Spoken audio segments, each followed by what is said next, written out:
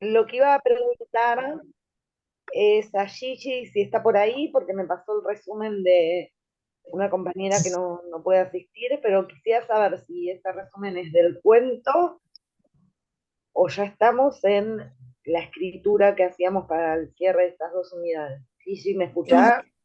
Laura, Laura, te contesto. A mí me lo mandó Susana, es un resumen de lo que tenían que leer para hoy, ¿no es Ok, cierto? Ella eligió el cuento 2.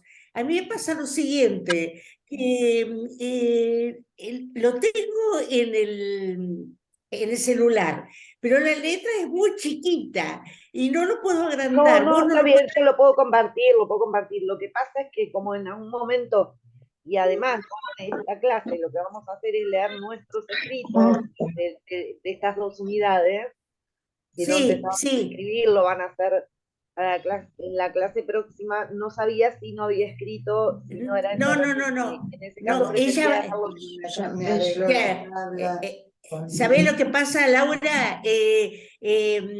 Está con la hija porque está a punto de tener un bebé, la hija. Oh, va a Entonces ser ya, abuela. ya me lo mandó ayer, me parece, para que lo Perfecto. leyera yo, pero yo lo tengo en el celular con Muy letra muy chiquito, sí, se ve chiquita. muy chiquito, no te preocupes, yo lo comparto a ver si lo podemos Listo. leer. Ahora se me ocurrió, mira, cuando me senté en la computadora, digo, ya lo mando hice una captura de pantalla y te lo mandé. Está Bueno, muy bien, gracias, listo. Gigi.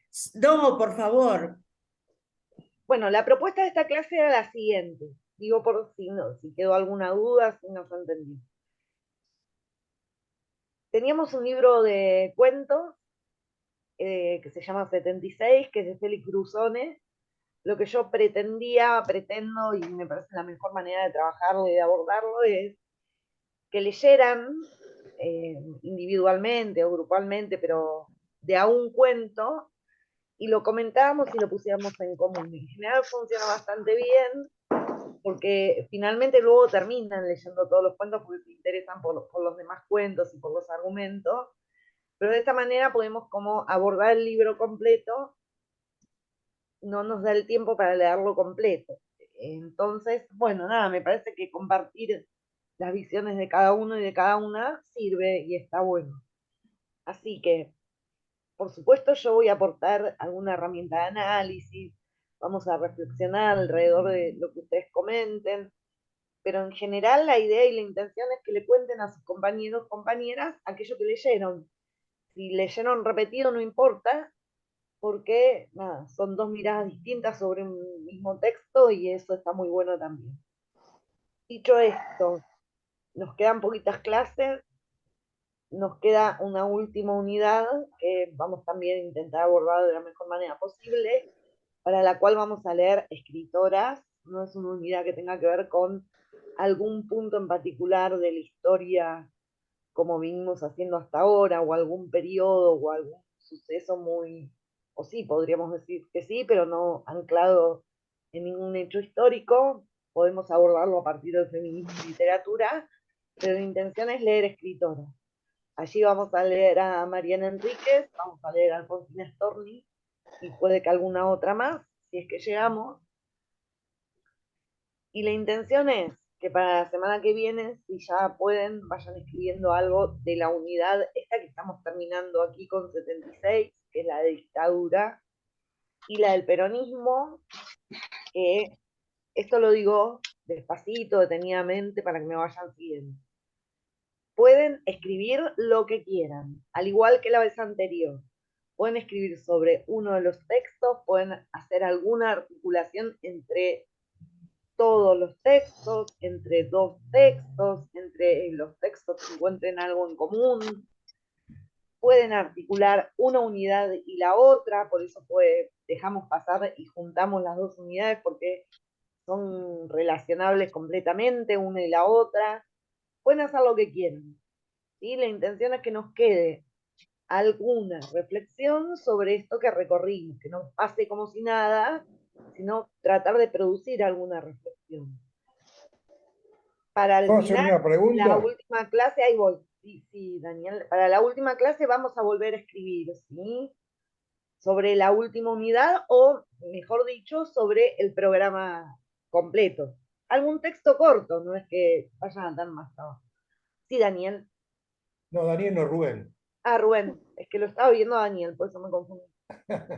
No, la pregunta que yo hice en el WhatsApp, porque yo ya leí uno de los libros de Besone, ¿cómo es Brusone. Félix Brusone, Brusone. Brusone, Félix Leí Brusone. un capítulo del libro de Brusone. un Entonces, mi cuento. confusión, claro, sí, un cuento, exactamente. Mi confusión era si realmente eso a lo que te referías vos del último trabajo que tenemos que hacer o era otra cosa. ¿Por qué? Porque yo en principio lo que hice es elegir, cuando hiciste la oferta o la propuesta, elegir el cuento número 4. Y este no era el cuento número 4 el de Brusone. Entonces, yo lo mandé por WhatsApp y no tuve respuesta de eso. ¿Cuál? No, no, a veces puede ocurrir que se me pase algún mensaje y no contesto. En ese caso pido disculpas, pero puede ocurrir. ¿Cuál no era el número 4 de Brusone? Ahí es Exactamente. donde no entiendo. El de número 4 de Brusone no era el que leí Ese yo. es el que elegiste vos y está perfecto. Era elegir uno y Pero yo el que comentarlo. elegí es el número 4 sin saber qué era el número 4. No importa. Lo que ocurrió fue lo siguiente, Rubén. Como recién recibían el libro y comenzamos a decir en base a el PDF que había llegado, no lo decimos con nombre, pero no importa, es lo mismo si era por el número. El cuarto cuento sería, pero Claro, está bien, pero el que leí no es el cuarto cuento. no importa, no importa. No Pero ese importa. es el válido, sobre ese tengo que hablar Todos yo. son válidos y no te preocupes. Cualquier cuento que hayas leído y quieras comentar es válido, ya sea se repita o no se repita. En el momento tratamos de distribuir para que podamos abordar todos los cuentos. Bueno, Pero Emma, ¿te puedo hacer una pregunta, Laura? sí, Estoy media, media mareada hoy.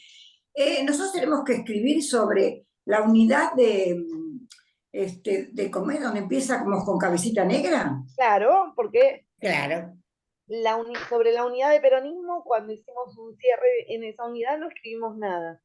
Recuerdan que les dije, vamos a juntar las dos unidades, en este caso para el escrito.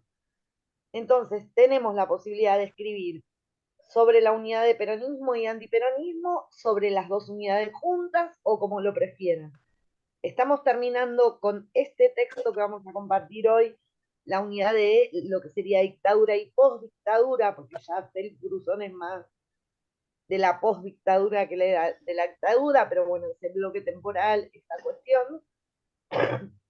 Y para escribir, únicamente con el fin de escribir, juntamos esas dos unidades, normal. Está bien. Así que sí, si quieren escribir algo sobre cabecita negra únicamente, podemos hacerlo, pero No, es a partir de ahí que comenzamos a... quería saber que de ahí empezamos para Sí, la unidad. casa tomada, cabecita negra. Sí, sí. pero no, nada que ver con lo de Brusone, entonces. Brusone entra dentro de esta Bueno, unidad. Si ustedes quieren escribir sobre Brusone, pueden hacerlo. Está claro. dentro de la unidad de dictadura. Es Claro. justamente la unidad que estamos terminando ahora. Juntamos las dos. No está por fuera Brusone porque el libro se llama 76, estamos Sí. leyendo un libro de desaparecidos. Ahí vamos a comentar un poco quizá qué es lo que podemos encontrar en común o por oposición a lo que leímos antes dentro de esta unidad, pero entra dentro de esta unidad, Rubén.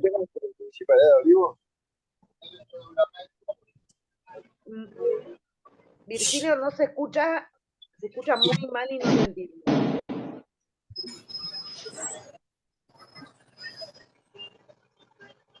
A ver si te podemos escuchar mejor.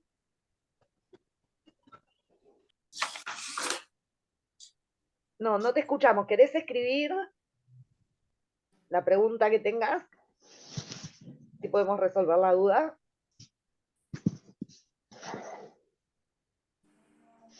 Bueno, mientras tanto, ¿alguna duda o consulta o quedó claro la tarea de hoy, lo que vamos a hacer hoy y luego el escrito? ¿Estamos bien? Laura, el escrito no tiene que ser muy largo, ¿verdad? Es Claro. algo Claro. No, no porque no me gusta que sea largo, me encantaría que sea largo, pero por una cuestión de solidaridad con los compañeros y las compañeras, como la intención es poder leerlo en común entre todos y todas, preferentemente que no sea demasiado largo. Bien, gracias. Por nada. Bueno, dicho esto, ¿pudieron leer? Tenemos como un cuento para presentar en general. Esa era otra aclaración que quería hacer. Si no llegaron a leer, no importa. Lo que hacemos es escuchar la lectura de los compañeros para la próxima clase. En todo caso, le dedicamos algún ratito a quienes no hayan podido presentar ningún cuento. Pero si no Yo pudieron leí, leer, como dije, Quería- leí un cuento de Brusone. Al terminar, perdón, al escribir sobre esta unidad, ¿tenemos que mandarlo por mail como la otra vez a como vos? la otra vez. Sí, Perfecto. Yo no lo hice todavía. Bueno, lo voy a hacer esta no semana. importa. Sí, en No, esta semana. No importa. la semana. Bien, bueno, vamos a empezar en orden. ¿Alguien que haya leído el primer cuento? Una casa en la playa, creo que es. Ah, sí. ¿Hay más de una persona que haya leído? ¿Hay alguien que haya leído en grupo? No. Alicia, mirá que estás muteada. Yo no leí en grupo, pero Ana María me ayudó enormemente con el cuento que elegí yo. Muchísimo me ayudó. Así que probablemente lo contemos entre las dos. Está bien, bueno, en ese caso eso iba a decir, pueden ir comentando entre ambos. Sí, Ana yo María, también. no sé si quería decir algo. Bien. Bueno, comencemos con una casa en la plaza, en la playa. ¿Les parece que además es como una especie de introducción a la temática? Quien haya leído una plaza en la... ¡Ay! Una casa en la playa y lo quiera contar. Bueno, en una casa en la playa. Yo lo que quiero comentar es que estuve leyendo un poquito sobre la vida de Félix Brusone, que justo el año que desaparecieron sus padres es el año que él nació, por eso así se llama también el libro, 76, porque sucedió en 1976. En uno de sus escritos dice que la ficción es la mejor forma de completar los agujeros negros de identidad rota. Bueno, eso no pertenece al cuento, ¿eh? Eso lo leí en Son la palabras de su biografía. autor. Bueno, los protagonistas son tres chicos: Ramiro, Nahuel y el que relata. Es más pequeño. Ramiro y el que relata no tienen mamá. Están veraneando con sus abuelas e invitaron a Nahuel, un amiguito que sí tiene mamá, pero que no estaba en la playa. Se pelean bastante entre ellos. Y en un momento obligan al más pequeño a comprar una revista Playboy.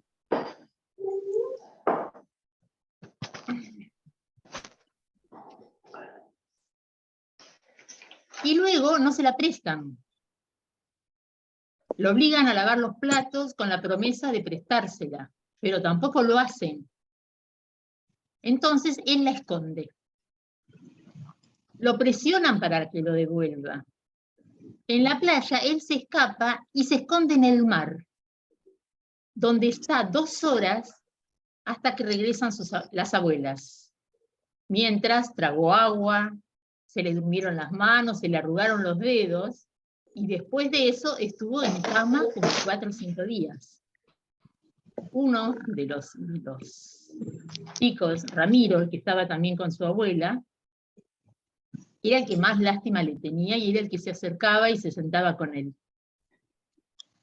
Al final hizo un pacto con este chico. Le dijo dónde estaba escondida la revista, con la condición que la vieran juntos. Él la había escondido entre los troncos de la parrilla.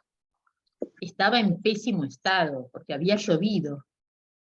Estaba mojada, las hojas pegadas, lavadas, pero los chicos, observando la revista, mirando a la mujer, sobre todo la que estaba en la tapa, que era una morocha impresionante, y contando una historia erótica, ambos se masturbaron. que fue una situación perturbadora para el más pequeño. 2 días después se marchan, la revista queda tirada en el barro y el coche pasa por encima. Los chicos descubren que sus madres, en una de las charlas que tienen entre ellos, fueron muy amigas, y Rodrigo asegura que su madre murió en un accidente, pero el más pequeño aún no sabe de qué forma murió su mamá. Esto es más o menos un resumen, pero siempre sobrevuela el hecho de que los chicos están criados por sus abuelas, que sus madres no están presentes. ¿Te gustó el No sé. cuento, Teresa? Sí, sí, me gustó, me gustó. Muy Bien, sencillo, ¿alguien más? muy Sí. sencillo, pero me gustó. Bien, es el cuento más largo, es el primer cuento. ¿Alguien más lo leyó para no arrancar con un análisis? Sí, ¿Me yo no lo entendieron? había ¿Querés leído. ¿Se agregar entendió? algo? Contar. Perdón, ¿se Sí, entendió se la entendió, historia? se entendió. Sí, perfecto. Sí. Yo lo había leído, pero no es el cuento que yo elegí. Bueno, Alicia entonces. Sí, yo lo leí, a mí me gustó. Lo que me llamó la atención era ese trasfondo medio inquietante. Yo no sé si es porque uno sabía que, bueno, que era hijo de desaparecidos y al relatar que estaba con la abuela y pero está contado, por lo menos a mí, ¿no? Está contado de una manera que yo sentía una cosa de inquietud permanentemente. A ver, qué cosa que seguramente iba a ser muy dolorosa o difícil iba a pasar. Y además me sentí muy mal, muy conmovida en la actitud violenta que tenían los 2 chicos más grandes con el chiquito. Porque, sí, bueno, porque era de una violencia muy, muy grande, ¿no? Me hacía pensar en, bueno, en las situaciones de, bueno, no me sale ni la palabra, cuando entraban en las casas, bueno, los desastres que hacían los grupos de tareas. Eso, y después también me impactó, digamos, de pasar el cuerpo de las mujeres en la revista, ¿no?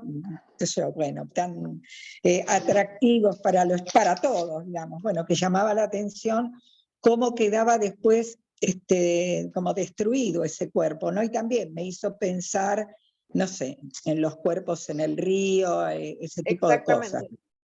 Lo asocié con eso, ¿no? Yo sea, creo que me yo creo gustó. que en algún momento estos chicos vieron en esa mujer, sobre todo en la que estaba en la tapa, a su mamá. A su Me parece mamá, que, sí, que sí. esa adoración por ese cuerpo, por esos ojos tan, tan brillantes, no sé, lo debían asociar a su madre. Sí, A mí me pareció también. Sí, Con la- efectivamente las compañías están, sí, Norma. Muy buena. No, iba a decir que encima la revista maltrecha, pisoteada, entonces todavía Sí, más Es todavía. una imagen muy Más. potente, está en el cuento, es una de las más importantes, y lo que ocurre es que él esconde la revista y que luego cuando la va a recuperar, te quiero hacer una pregunta como para ir guiando hacia esa imagen potente que aparece. La figura humana y el cuerpo está maltrecho, dice Alicia, y Sí. muy acertadamente lo relaciona con la corporalidad, la desaparición y la tortura, efectivamente. Sí. Hay un simbolismo ahí del autor, casi diría el único, en relación con la dictadura. Que ahora Pero vamos a aclarar en qué términos, alrededor de qué está construida esta narrativa, porque no es igual a la anterior, a lo que leímos anteriormente, tan precisa con el tema. El tema está latente y hay una razón Está, por la sí, cual hay está de latente. trasfondo, sí. Claro, es esto que dice Alicia como un trasfondo. Ahora, les pregunto a las compañeras que lo leyeron sobre 2 situaciones en particular. Una, ¿qué pasa con la figura humana? ¿Cómo la describe? O sea, sí maltrecha, pero concretamente, ¿qué es lo que pasa con esa figura? Con el agua. ¿Qué hace el agua en esa figura? La borra, Las ¿verdad? desdibuja. La las borra, La desdibuja. borra, la hace borra. desaparecer. Exacto, esa es la cuestión. La borra. La imagen potente, lo potente de esa escena es que es ese traspaso de un cuerpo admirado, de la corporalidad Deseado. que luego desaparece. ¿Sí? Lo otro importante que quiero rescatar de este relato que están haciendo las compañeras sobre este cuento es la cuestión de la sexualidad, que ya la vimos aparecer en Cadáveres por una elección muy particular del autor y porque el autor lo quiere poner como una prioridad, pero aquí también que tiene una relación, y ahora igualmente vamos a aclarar como desde dónde está escribiendo Félix Brusone acerca de estas cuestiones y de estas temáticas. Pero hay una cuestión de, por un lado, entre la adolescencia y el despertar sexual, lo que narran las compañeras efectivamente es así, no hay una descripción demasiado precisa, pero sí hay una escena de masturbación de niños, porque son niños. Hay una cuestión entonces de poner muy sobre la tapa en el sentido de destape, digo, ¿no? O sea, en el sentido de, fíjense que por un lado hay una noción como muy de época, detalle muy de época, la Playboy, que no es de ahora, o sea, Sí. No. se ubica muy precisamente en la época del destape, del después de la dictadura, que es cuando transcurrieron estas niñeces. Y por otro lado, una cuestión con la censura y la sexualidad, y la posibilidad, perdón, la posibilidad de vivir libremente esa sexualidad. Porque lo que ocurre con Félix Brusone es, a diferencia de las narrativas, poesías, o la manera en la que estuvimos abordando esta cuestión desde la literatura, ya sea con la carta de Rodolfo Walsh o con el poema de Perlonger, Félix Brusone viene a escribir abordando estas temáticas, rozándolas, bordeándolas, pero muy claramente desde otro lugar, desde otra cotidianidad. Es decir, va a escribir sobre su infancia, va a escribir sobre una cotidianidad, o sea, va a escribir en alguna cierta clave en general con clave autobiográfica, va a introducir elementos, problemáticas y núcleos temáticos que tienen que ver más que con la dictadura, más que con los horrores de la dictadura, con lo que ocurrió después de la dictadura, en el sentido de la vida de él. Es decir, hay vida después de la dictadura, hay una intención muy fuerte de que esa muerte se desdibuje en una vida que continúa, y hay un juego de luces y sombras en la mayor parte de los cuentos entre el horror y la vida puesta, ¿sí? Y es una intención expresada por el autor. Porque para contar el horror hay que ir al detalle, es decir, yo puedo Morbo. contar el horror desde mi experiencia, puedo poner luz donde hay sombra, puedo poner vida, algo así como la idea que nos trae el Museo de la Memoria, ¿sí? Que por un lado es Sí, central, tal cual. por un lado es el horror que sabemos que está ahí, el horror que sabemos que está ahí, narrar ese horror o destacarlo o resguardarlo, pero por otro lado transitar, ¿sí? Sí. Llevar vida hacia ese lugar donde hubo. Sí, Con sí, sí. esta clave vamos a leer estos cuentos. Sí, Y vamos sí, a encontrar sí. en cada uno de ellos esta cuestión. Uno de los grandes temas que aparece en este primer cuento, que es el primero que leemos cuando abrimos el libro, que nos encontramos con niños de 12 años, es la orfandad.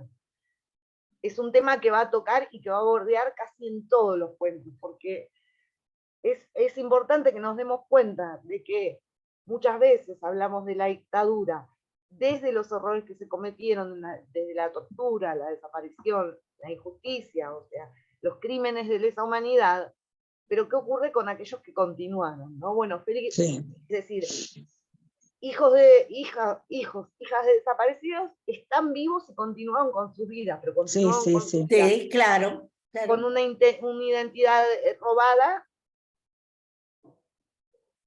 huérfanos, porque está con su abuela, y la figura materna de la abuela también es muy potente en muchos de los puestos, pero hay una búsqueda constante de su madre, y de su padre incluso. Entonces desde ese lugar vamos a ver que a la mayor parte de los cuentos, ahora cuando nos toque un modo, y si nos lo cuente, también va a aparecer la figura paterna ausente, Sí.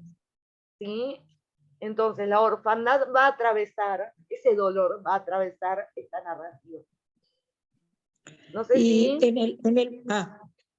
No, Alicia. yo lo que pensé que en el primero, el kiosquero también, que digamos, como figura de hombre, digamos, ¿no? Que de alguna manera lo autoriza, ¿no? Bueno, sí, que le va a dar, que lo va a defender y que le va a dar algún otro día otras revistas, ¿no? Una cosa así creo que aparece, ¿no? En el cuento. También como saliendo de la censura, digamos, ¿no? De la cosa tan...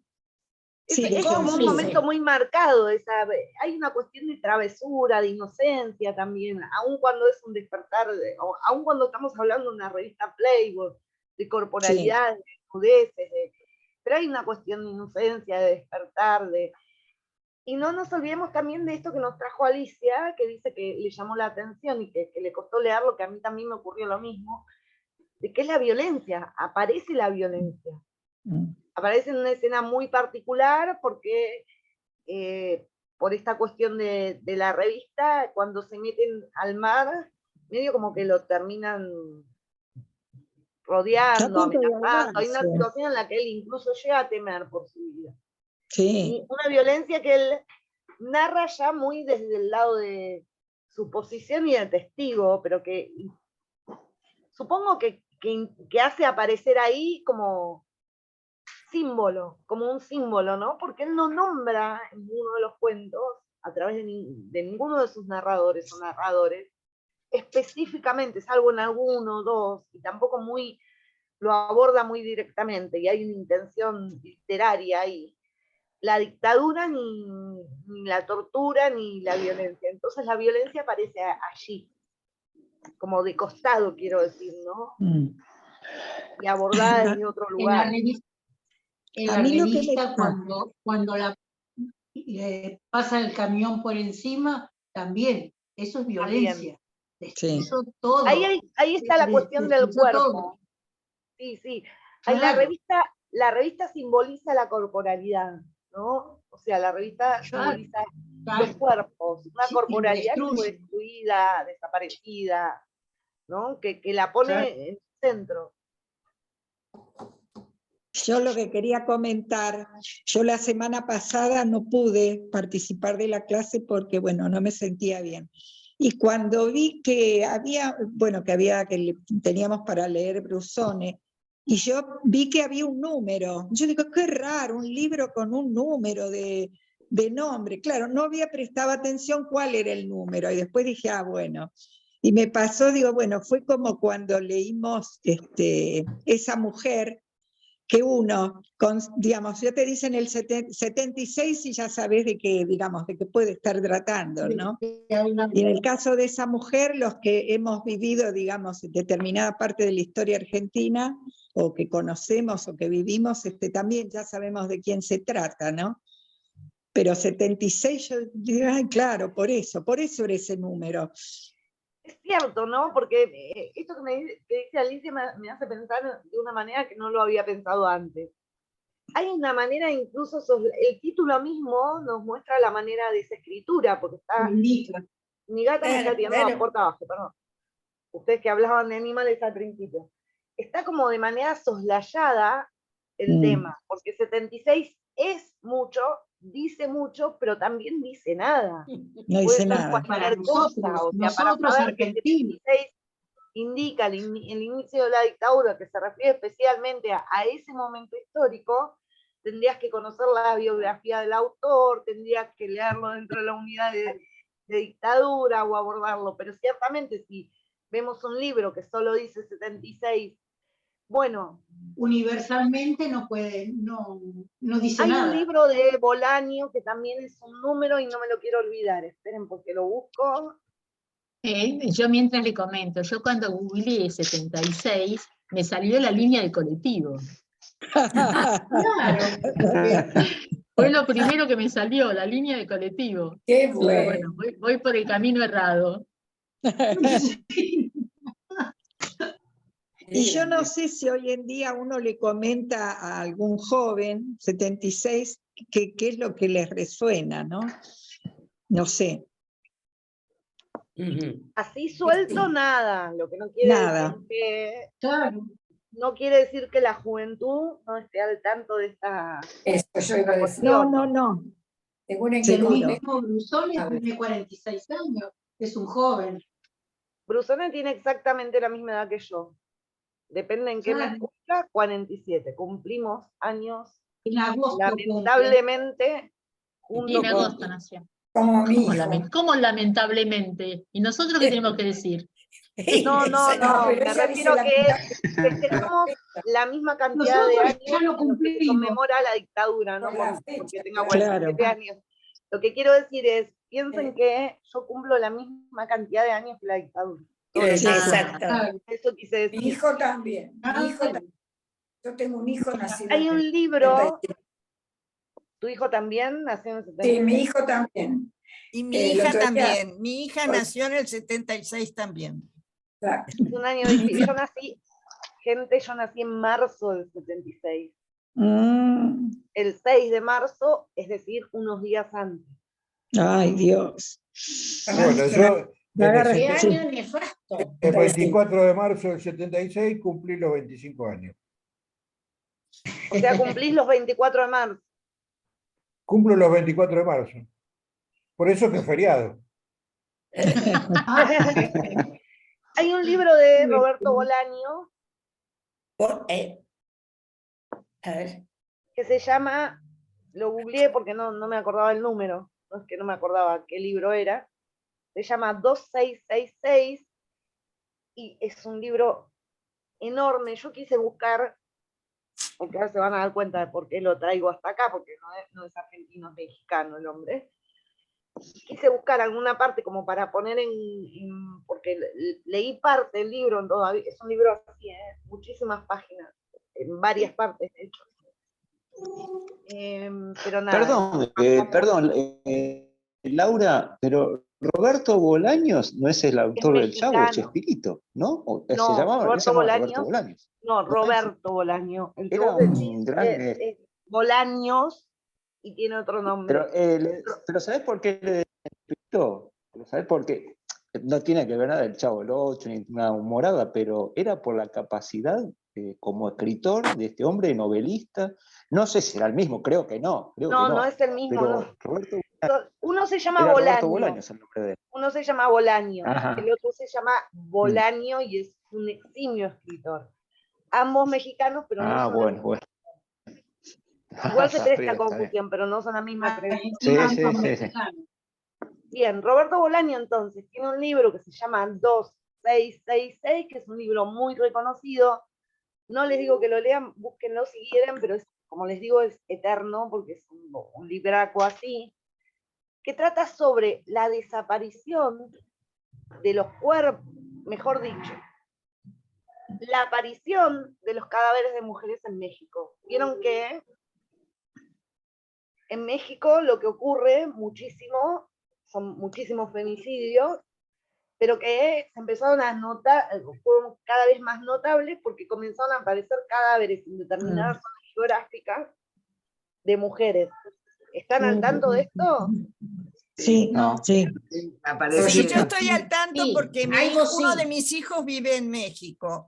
O sea, he en- seguido en muchísimo el ese norte, caso, y las así ciudades como del los norte. muertos de Ayotzinapa y todas las Bien, sí, tragedias bueno, que ahí hay. es otro caso, en pero en este la caso, ciu- lo que les pido es, espérenme un segundito. La ¿Saben lo trata que de ocurre? mujeres es en el norte de México, en las ciudades De fronterizas. México comenzó, bueno, les decía que por favor vayan silenciando micrófonos, levantando la mano, porque si no escucho 3, 4 personas al mismo tiempo y no entiendo. Este libro es una investigación, como si fuera el estilo de Operación Masacre, ¿sí? No sé si está definido como no Ciudad fiction. Juárez, es Ciudad Juárez.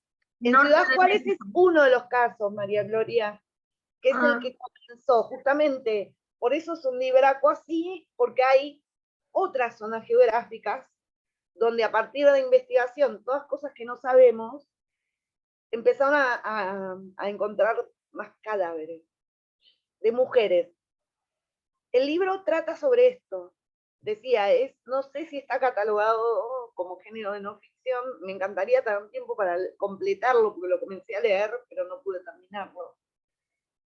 Y no es casualidad, digo que, por eso lo menciono primero porque cuando hablamos de narrar el horror, aparece este libro, porque es una investigación, porque trata sobre las corporalidades, porque ya saben que, bueno, uno de los terrenos donde se imprime la violencia y se fuerzan determinados modelos económicos o sistemas, como en este caso el patriarcado, son los cuerpos. Entonces, este libro está dentro de estas narrativas. Primero para recomendárselo si lo quieren leer, pero segundo porque apareció, a partir de lo que decía la compañera, la cuestión de el número en lugar del título. Y no creo que sea casualidad, o no creo que solamente responda a esto de que está de manera soslayada la temática, sino que debe tener que ver también con la manera de identificar esos cuerpos. Digo, poniéndolo en relación también con este libro, que trata sobre una temática no igual, pero sí sobre crímenes de lesa humanidad, o en este caso, no sé, femicidios en masa que ocurren en México. Es un caso muy particular México, pero no lo vamos a hablar acá. Y nuevamente tiene un número de título. El libro se llama 2666, ¿sí? Nada. Di toda esta vuelta para recomendarles un libro, pero también para abrir las opciones y darnos cuenta de que hay ciertas maneras, ciertas narrativas, ciertas herramientas para abordar determinadas temáticas. ¿Me entendió o la complico mucho? ¿Se entendió? Bien. Es lo mismo el número 43, o sea, nos faltan 43 en Ayotzinapa. Claro, en Ayotzinapa, es verdad. O sea, se usa un número para... Bueno, es como devolver, es o como si son poner... 30.000. Claro, es verdad. Por eso digo, pero el número aquí es como devolver lo que, o sea, no son solo números, ¿no? Me parece que poniendo el número, lo que se pone sobre la mesa es que justamente no son solo números. ¿Sí? El 76 no es solo un número, no es solo un año, es algo más. Gigi, ¿nos querés contar un Imog? Que me gusta, es uno de los cuentos que más me gusta. ¿Me lo podés poner en pantalla? Porque Sí. lo leo como ella lo resumió. Dame un segundo, que lo abro porque tengo que ir a descarga. Sí, Laura, me encantaría que después leyera Graciela el 7, porque yo lo leí y es pesado ese relato, Si es no me lo dicen pesado. por nombre, no lo reconozco. ¿Cuál es? Sí, es el del vaso uno de la y el agua. uno y el otro, ¿no? ¿Cómo es? El Graciela? orden de todas las cosas. El orden de todas las cosas. Es muy bueno, pero es fuerte, es complicado. Ahí está la figura de la abuela, muchas cosas hay. Sí, interesante. Bueno, espérenme que estoy tratando de hacer todo lo posible para que se vea. A ver si ahí lo ven. Esperen, ahí comparto. Díganme si lo ven. No, todavía no. No, si se ve cuando ahora, se vea. ahora va a aparecer. Bueno.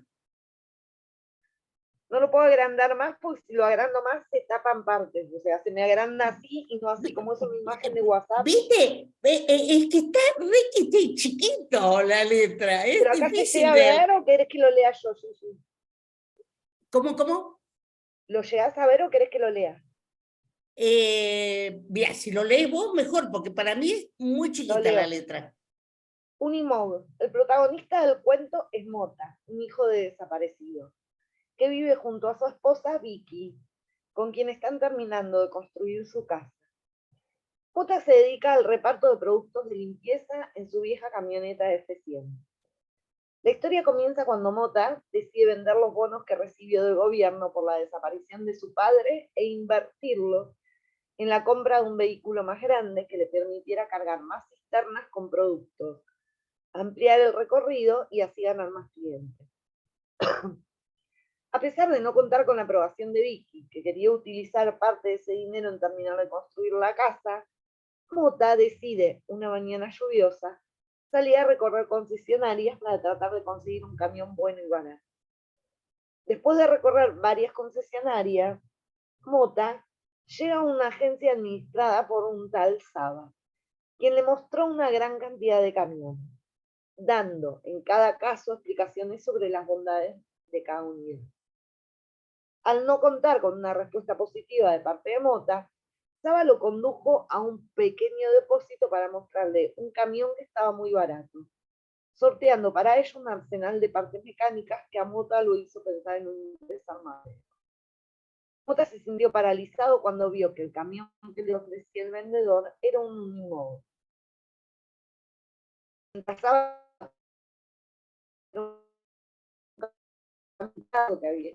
Que solo le había quedado un agujero de alguna bala. Mota pensaba en su padre. Su padre, que había sido miembro de los Decididos de Córdoba, una agrupación del ERP, y que siendo conscripto había participado de la toma del Comando 141 de Comunicaciones del Ejército, en la que habían robado armas y un unimóvil que usaron para cargar las cosas y huir. Mota preguntó si sabía algo sobre la historia del camión antes de Malvinas, pero no obtuvo respuesta del vendedor, quien seguía insistiendo sobre las bondades de la unidad que podía arreglarse con unas pocas herramientas. Mota compró el unimóvil. Durante el primer mes de uso el camión anduvo muy bien, con pequeños desperfectos que Mota pudo arreglar y había podido incrementar el reparto. Pero los problemas comenzaron a partir del segundo mes. Hubo que hacerle muchos arreglos y un mecánico le dijo a Mota que la bomba inyectora, que es el corazón del motor, no iba a aguantar demasiado. A partir de allí, Mota empezó a sentir que por más reparaciones que le hiciera, el camión siempre volvería a fallar. Y volvió a relacionar el camión con su padre. Pero pensó en lo que había podido averiguar desde su adolescencia, que lo llevaban a la toma del Comando 41. ¿Hay otra imagen, Gigi? Porque esta es la única que tengo. ¿Cómo? No te oí. No termina acá. No, sigue. Porque, claro, pero no la mandaste. Para que tengo que abrir el WhatsApp, para. Espera que voy a buscarla yo. Mientras tanto, yo abro WhatsApp. No, Gigi, yo voy a tratar. ¿vos leíste el mismo cuento? No, yo leí el 7 porque tenía mucha curiosidad de ver qué era. Por eso, hice un pequeño resumen de eso, porque el de lo que estás leyendo es lo que mandó Susana. Yo no lo hice eso. Acá hay una parte que la compañera no menciona, que no sé si la va a mencionar después, pero como ya pasó por las dudas, para quienes no lo hayan leído, la voy a mencionar. No le dice únicamente que no va a tener reparo el camión, sino que le dice que no puede ser verdad de ninguna manera que haya estado en Malvinas, que es la parte más importante que le dice el mecánico. Y la que de hecho desencadena el episodio que va a venir después, que no quiero adelantar por sí. Bueno, esperen porque había cerrado WhatsApp y lo tengo abrido de vuelta para abrir. Espera un poquito que... Bueno, si querés... Eso. Alguien que lo haya leído. No leí. Nadie más me leyó Unimog, que es el cuento más lindo que hay. Leí. Yo. Alicia, ¿vos lo leíste? Gloria. ¿Quién me dice yo leí? Perdón, María Gloria. Gloria. Sí. Ok, Gloria. Yo lo que leí Unimog es esa sensación de que con la plata de las reparaciones la persona se siente de una manera tan culpable que la usa en algo que lo va a perder. O sea, es una plata que va a aplicarla mal, que no le interesa haber tenido esa plata, Entonces hay toda una cosa Metáfora. de ir perdiendo lo que tiene. El Perfecto. camión no le va a servir, él se va a quedar tirado. Es toda una cosa de abandono, no importa. Y cuando termina el cuento, está con la mujer y le dice, bueno, ahora sí vamos a arreglar la casa. Como diciéndole que, bueno, esa plata, no existe esa plata. No la puedo Bueno, disfrutar, digamos. y la figura fuerte es que el problema del Unimog es la bomba inyectora. Algo quiere decir eso de la bomba inyectora. Porque, A ver, ¿qué te parece que quiere decir, Gigi? a mí, ¿por qué me llama la atención? Porque yo, cuando ella me mandó el resumen, yo lo traté de resumir el resumen, resumir el resumen. Bueno, y a mí lo que me llamó la atención es que la bomba inyectora es el problema que tiene el Unimog. Y entonces, justamente en ese libro 76 que aparece la bomba inyectora, es la causante del problema. Y después esa desesperación de indagar sobre su padre, eso es muy de los de la gente que ha desaparecido sus padres, ¿no? Que quieren saber más. Bueno, yo ahora no lo encuentro para seguir, No te preocupes, dejémoslo ahí. A ver, Jorge, ¿qué querías mencionar? ¿Qué querías comentar? Sí, justamente lo que estás diciendo es, aparece otro personaje, que es un personaje al que le faltan 2 dedos y que estuvo en la guerra de Malvinas. Y ese personaje es el que le da la pista siguiente. Porque cuando le dice, no, Unimog, dice, no puede haber estado, o sea, no puede ser porque todos los camiones, todo lo que fue a Malvinas no volvió de Malvinas. Todo quedó en Malvinas. Entonces este camión seguro que no estuvo en Malvinas. No vengas a decirme que estuvo en Malvinas. ¿Y qué pasa con ese personaje? ¿Qué hace con ese personaje? Saba es el mecánico. Es el personaje que estamos mencionando, eso es lo que decía. ¿Y cómo termina él con ese personaje? Contalo. Se pelean terriblemente. Él no lo quiere. Él no lo quiere hacer porque no lo quiere aceptar, no acepta la verdad, digamos. Exacto. Es como exactamente. Una verdad y él no la quiere aceptar por nada del mundo. O sea, hace lo que puede. Porque, claro, no soporta que le hayan mostrado en la cara la realidad.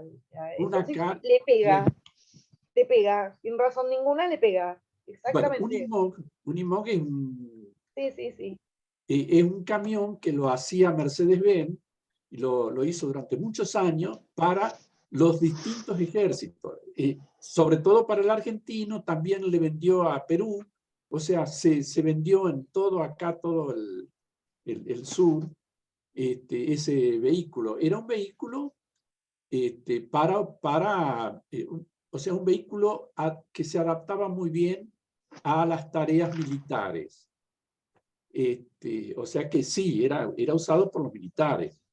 Es decir, tiene un simbolismo muy tal como el otro cuento, bueno, él se enoja con el camión y lo incendia, ¿no es cierto? Pero también como termina bien. Viste, como vos decís, que termina porque la mujer lo viene a buscar, comen un pollo. Ese final, como vos dijiste del otro cuento también, ¿no? Eso lo vamos a encontrar en general. Exactamente. Como un recorrido por una pesadilla y vuelta a la vida. Exactamente, y que la vida sigue, Exactamente. Bien, me parece sumamente interesante este análisis que hicieron tan preciso, pero tan preciso, entre todos y todas. Hay un tema muy no me sale la palabra. Lo que aparece aquí, en este cuento, muy claramente, es la cuestión material. ¿Sí?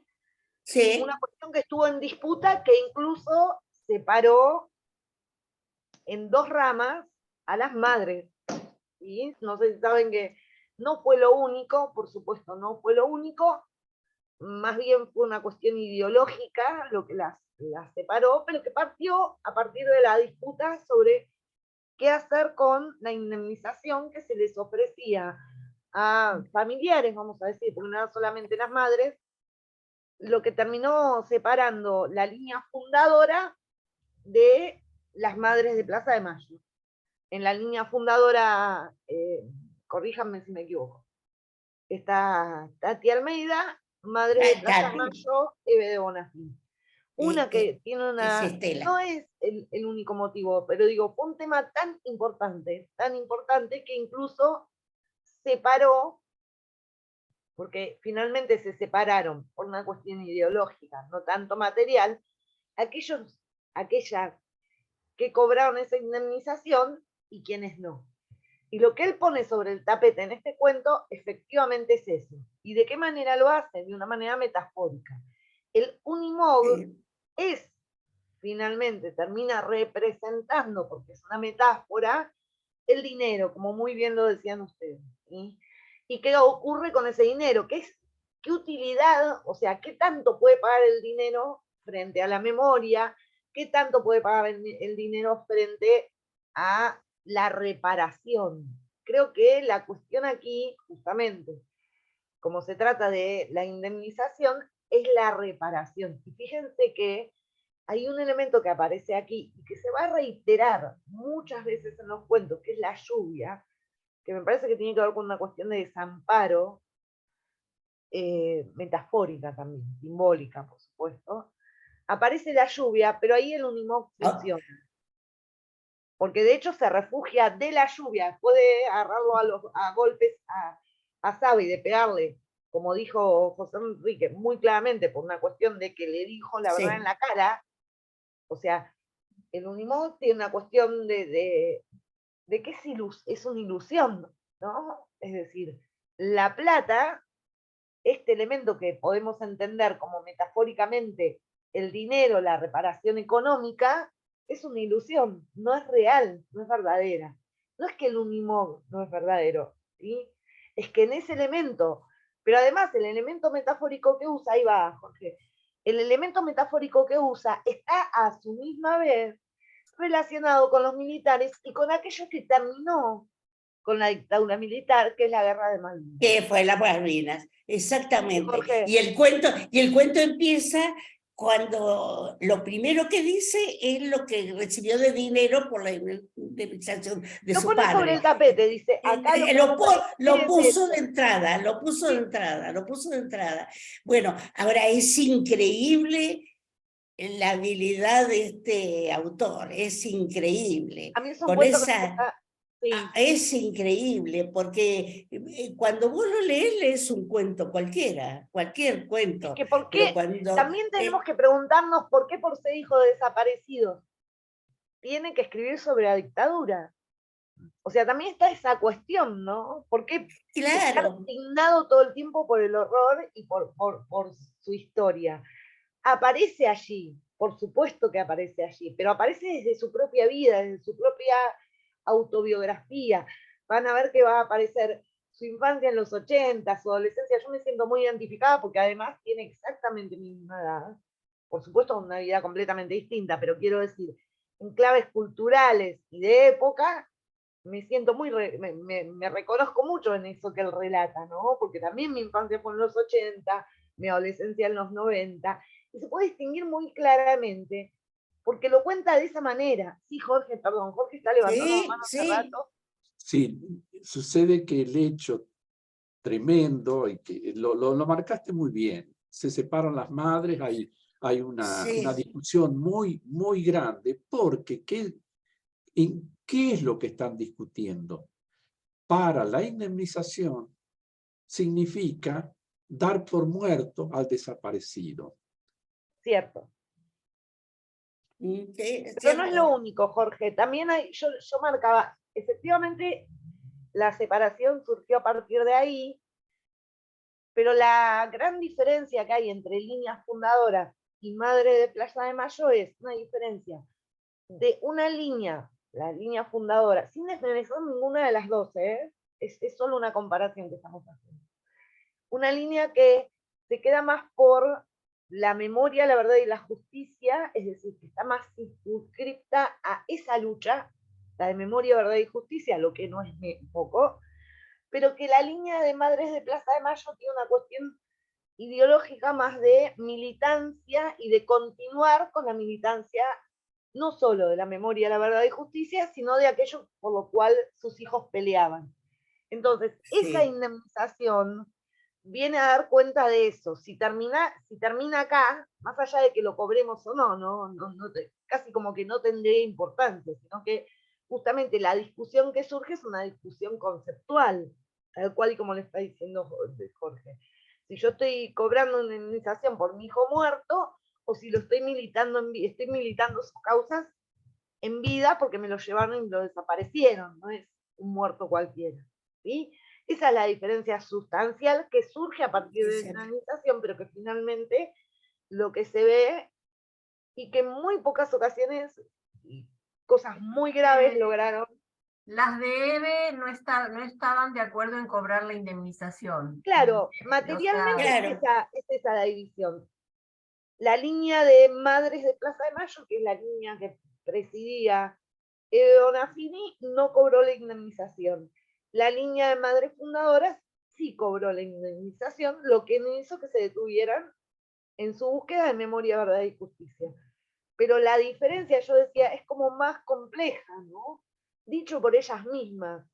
Línea fundadora Sí, sí. es más conservadora en el sentido de Exactamente. suscribirse a la lucha por la causa de la desaparición de sus hijos e hijas, y línea Madres de Plaza de Mayo es mucho más combativa y militante. Más militante. Considera que la militancia, María Gloria me dice que no, ahí lo podemos debatir. Lo que quiero decir es una diferencia. nada que ver. O sea, yo creo que las diferencias no son esas, porque del otro lado está Norita Cortiñas, está un montón de gente re militante. Estamos No tiene hablando nada que ver. solamente. No, pero espera. Estamos marcando una diferencia y no desmereciendo ninguna de las No es discusión, no. No es preferencia. Primero que Nora es abuela de Plaza Mayo, no es mamá. No, Nora Es una lucha Cortiñas es distinta. madre. Es madre, pero la organización de derechos humanos en las que milita es la de abuela. Está en línea fundadora. Nora tenés razón. Perdón, Mi mamá no pertenecía a ninguna de las dos, o pertenecía, no sé si pertenecía o no pertenecía, no me entero. Tenés razón. Pero hay un montón de madres que no pertenecen a las agrupaciones y son madres de Plaza de Mayo. Pero lo que yo digo es lo siguiente, está bien, digo que la única diferencia no es, o sea, lo que las separó ese fue el momento en que se separaron, ¿sí? Hasta ahí vamos bien. En el cobro de la indemnización. Digo que en el transcurrir del tiempo han puesto sobre la mesa diferencias ideológicas en cuanto simple y llanamente a qué es lo que iban a militar.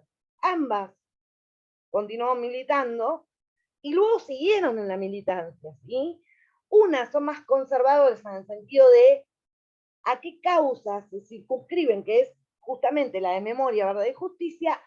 Otras entienden la militancia, por otro lado, más general, y traen a cuenta la continuación de la militancia de sus hijos. No estoy diciendo con eso que haya ninguna diferencia entre las dos. ¿Entienden lo que digo?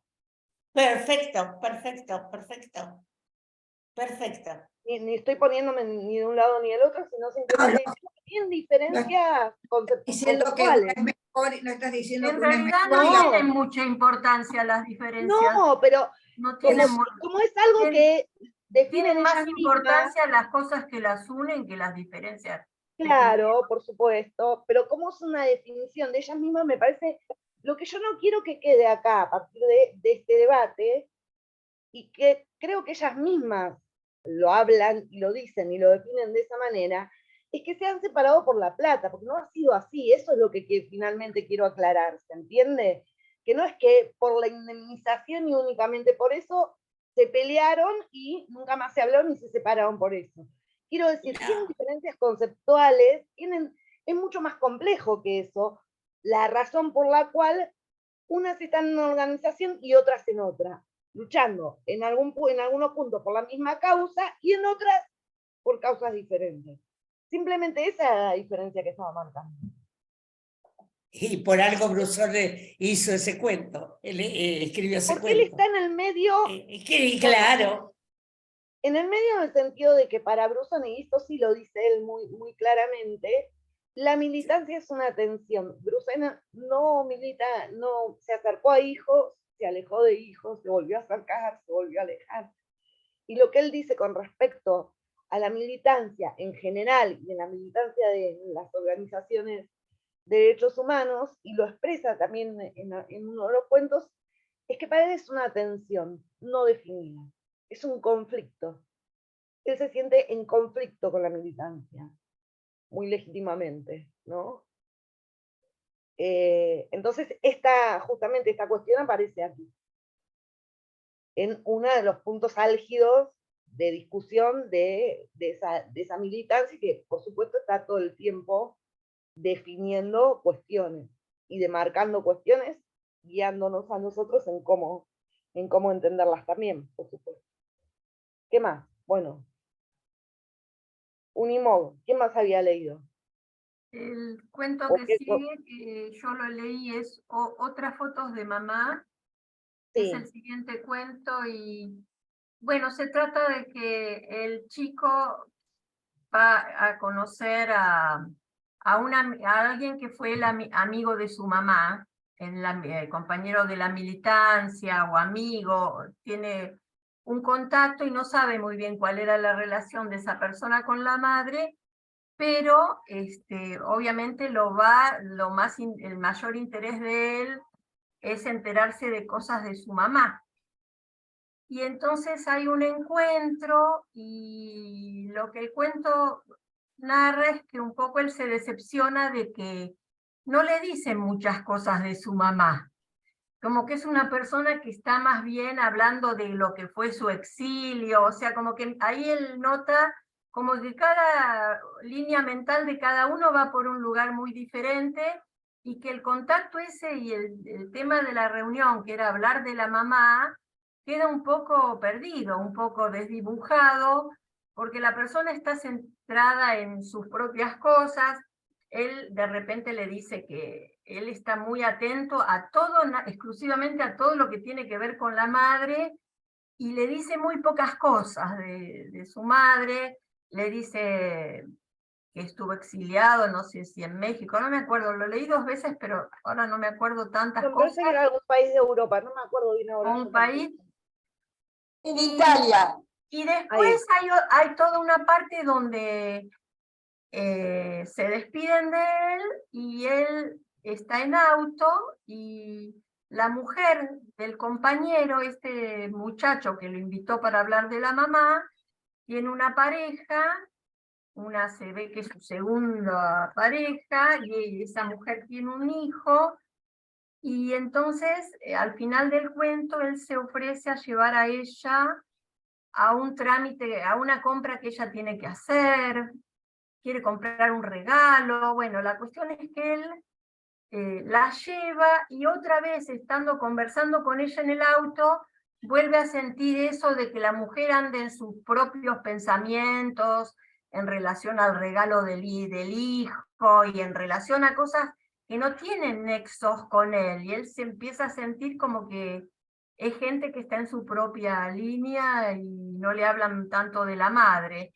Y de repente hay como una escena de lluvia y donde ella la dejó a ella para que ella haga esa compra y se fue, era cerca de la casa de él. Entonces empieza a llover y ella aparece en la casa de él Y es todo como una puesta en escena donde pareciera que podía llegar a haber algo romántico, una cosa, es muy gracioso, porque de repente parece que podía haber una situación de levante, que ella va a pasar algo entre ellos, y no, es simplemente que se da esa situación en que está la lluvia y ella llega a la casa, y de vuelta empiezan a hablar de cosas que no tienen nada que ver, otra vez ese desencuentro, después de haber creado toda una imagen donde pudiera haber desembocado en algo incluso erótico, algo raro. No, desemboca de nuevo en ese desencuentro de conversaciones donde ella habla del hijo y que el marido, el compañero no se lleva bien con el hijo, todas cosas que a él ni le interesan. Entonces él al final del cuento se va la deja ella y dice, uy, me olvidé de decirle que le interesaba volverse a ver para ver si había una nueva foto de la mamá, que es el título del cuento. Entonces se va un chino y dice que cada vez que le pasan cosas así, que se une con las historias de sus padres, no es raro que termine borracho tomando. Entonces se fue a un chino y pidió una botella de vino. Y no sé bien por qué terminó abriendo la botella y tomando la botella con el chino. Y después de que se terminaron la botella y el chino abrió más botellas porque empezó una lluvia tremenda y él no se podía ir y estaban ahí en el local del chino emborrachándose con las botellas y él se descompone y después vomita, o sea, bueno, todo termina en esa situación, es como termina el cuento. A ver, ahí te lo comento. Jorge, ¿querés agregar algo? Yo de eso hice la síntesis, que tenía más que ver él con el chino que con la otra amiga de la madre. El chino le podía llegar a decir algo más que la otra. El chino no le habla, Jorge. Aparte, No le habla, dos detalles aquí de esta escena final. no le habla nada. No, Sí. no le habla porque es chino, entonces no habla español. Sí. Pero sí, es un buen aporte. Podemos entenderlo como que se entiende mejor con el chino, más allá de que no hable, que con Cecilia, creo que se llamaba. Dos cuestiones. Él, lo que es la primera vez que se emborracha en su vida, esa borrachera. Lo que él dice todo el tiempo es que el día que logre como reconstruir esas fotos y demás, no se va a emborrachar. Y como finalmente eso no ocurre, porque ahí, bueno, vamos a charlar sobre esa tensión que aparece allí, se emborracha igual con el chino, que lo que más me llama la atención del chino, no sé si ustedes, y no es por discriminar, sino por una cuestión de la imagen extraña, es un chino gordo. Yo nunca vi un chino gordo. Ana María, es que es verdad. Es que la imagen está construida, no es de maldad, la imagen está construida para llamarnos la atención. Él pone el llamado de atención, es como decir, no sé, cualquier cosa que diga va a estar mal. Bueno, claro, él buscaba, porque había sido novio de la madre, este hombre, que después se fue al exilio, y el hombre le cuenta que la había dejado de ver antes que desapareciera. Incluso él se había casado en Italia o se había juntado con alguien y había tenido un hijo en Italia. Pero que de la madre no sabía nada, dice que una vez la encontró y la madre le señaló que ni le dijera nada, y entonces él entendió, y bueno, después la dejó de ver. Bueno, él se fue y a él le llamó la atención que este hombre se fuera tan pronto. Tenía unas fotos que le iba a hacer unas fotocopias aparentemente, o otras fotos de esas fotos, y en eso él no quedó con cuándo se las iba a dar. Por eso quería seguir relacionado con la mujer de este hombre. Y él decía en un momento que siempre que se enteraba algo de la madre, él tomaba. como que festejaba o no sé, o sea, tomaba bebida. Y él lo que quería era enterarse de que ese hombre era su padre. En un momento dice eso. Bueno. Y bueno, y no se entera de nada, tampoco queda nada con la foto, cuándo se la van a dar. Y bueno, Yo tenía termina con el muchísimas chino expectativas, borracho. tenía muchísimas expectativas, muchísimas diferentes fantasías y cosas y impresiones y todo lo que le iban diciendo era como que era nada, frente a todo lo que él Claro. quería, no había nada de... Él A ver, chocaba... Norma está levantando mano. Sí, yo en realidad no lo leí ahora, pero lo leí en otro momento. Recuerdo también que hay un personaje también importante en el cuento, que es la abuela, que él cuando toca timbre, cuando toca timbre y vuelve Cecilia, él siempre pensaba que cuando alguien tocaba timbre pensaba que era su abuela y su mamá que venían de algún lado trayendo comida. Y para él era muy importante el personaje de la abuela porque le recordaba los ruidos, él se pasaba de la cama, le recordaba los ruidos cuando llovía, cuando había tormenta. Ahí me pareció que también el personaje de la abuela, como siempre, ¿no? Él se quedó con la abuela. El personaje de la abuela aparece en todos los cuentos. Esa figura materna aparece en todos los cuentos. Eso por un lado. Por el otro lado, comentarles. El cuento tiene como distintos niveles de significación. ¿Sí? Mencionaron en varias oportunidades, digo, en base a este relato que ustedes fueron haciendo sobre esta narración, fíjense que hay como dos posturas que él incluso le llaman la atención, en voz del narrador, nos damos cuenta de que llama la atención. Por un lado tenemos la gente que no habla de eso, ¿verdad? Esta gente que él va a visitar en búsqueda de la identidad y de la reconstrucción del pasado, finalmente le habla de cualquier cosa menos de lo que pasó con su madre. Es decir, tenemos como un perfil, digo, para ir como orientándolos, de gente que o estaba en el exilio, mejor dicho, estaba en el exilio, tomó un camino evasivo frente a esta situación y que además no habla de eso, evade el tema, evade. Es una cuestión de evasión. Fíjense también que cuando él tiene la pesadilla que tiene, que está involucrada a Roma, que nuevamente es un lugar de exilio porque es a donde se fue este señor, él lo que dice es que se siente más seguro a la distancia. Recuerdan esa parte, quienes lo hayan leído. Y por otro lado está él en la búsqueda constante de la verdad, en la búsqueda constante de la imagen, en la búsqueda constante de la aparición, de la identidad. Entonces, yo creo que en principio está como muy la clave biográfica, autobiográfica aquí. Aparecen, incluso deben aparecer cuestiones muy concretas de la vida de él, digo, pero por otro lado hay construido un nivel de significación y hay